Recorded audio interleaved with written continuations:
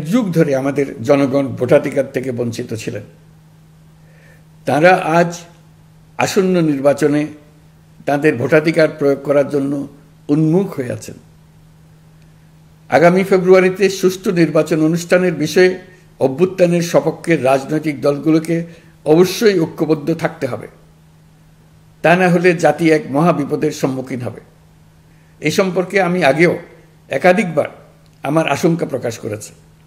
ফ্যাসিবাদের বিরুদ্ধে 2024-এর জুলাইয়ে মৃত্যুর মুখোমুখি শির উঁচু করে দাঁড়িয়ে দেশবাসী যে ঐক্য গড়ে তুলেছিল, আমরা জীবিতরা যেন অল্প স্বল্প ভিন্নমত ও লঘু বিবাদে জড়িয়ে তার মর্যাদা ক্ষুণ্ণ না করি।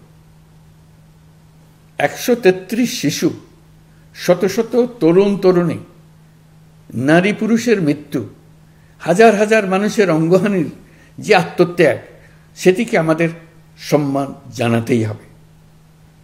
দেশের আপামর জনগণ সামান্য যা চায় তা হচ্ছে এই অগণিত হতাহতের স্মৃতির প্রতি শ্রদ্ধা জানিয়ে আমরা সবাই যেন ভিন্ন মতের প্রতি সহিষ্ণুতা দেখাই। দলীয় স্বার্থ অতিক্রম করে সম্মিলিত আকাঙ্ক্ষা ও জাতীয় চাওয়াকে ঊর্ধ্বে তুলে ধরি। তাই আমি আশা করি আমাদের এই সিদ্ধান্ত জাতির বৃহত্তর স্বার্থে রাজনৈতিক দলগুলো মেনে নেবে। একটি উৎসবমুখর জাতীয় নির্বাচনের দিকে জাতি এগিয়ে যাবে। এর মাধ্যমে আমরা নতুন বাংলাদেশে প্রবেশ করব।